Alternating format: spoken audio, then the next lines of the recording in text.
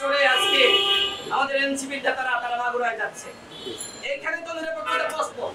আজকে আমি যদি পুলিশকে বলি যে আমাকে একটা হেলিকপ্টার দেন, ফারুক হাসান যদি বলে আমাকে দেন, বিএনপির মহাসচিব বলেন, ছাত্রদলের নেতা বলেন, পুলিশকে বলে যে আমাকে দেন, দিবে না। এইখান থেকে প্রমাণিত হয় যে সরকার তাদেরকে সহযোগিতা করছে, পুলিশ তাদেরকে স্যালুট দিচ্ছে। আমরা দেখে নিই এটাকে যে তারা হেঁটে যাচ্ছে, পুলিশ স্যালুট দিচ্ছে। তো এই হচ্ছে অবস্থা।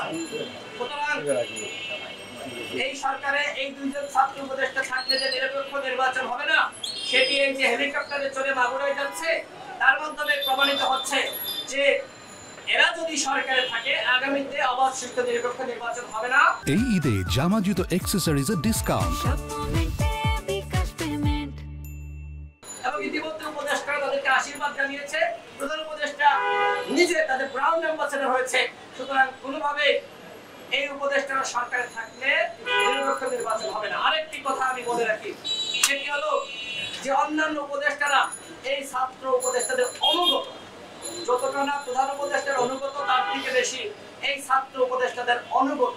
আপনারা প্রমাণ আপনারা দেখতে পারেন, কার্যক্রমে আপনারা পর্যবেক্ষণ করতে পারেন যে তারা কিভাবে ছাত্র নেতাদের এমন ভাবে প্রশংসা করছে। আপনারা দেখেছেন, আমি আর এই বিষয়ে কথা বলতে চাই না। তারা তাদের অনুগত, তারা মনে করে যে এই ছাত্র উপদেষ্টাদের মতামতের বিরুদ্ধে গেলে আমাদের চেয়ার থাকবে না।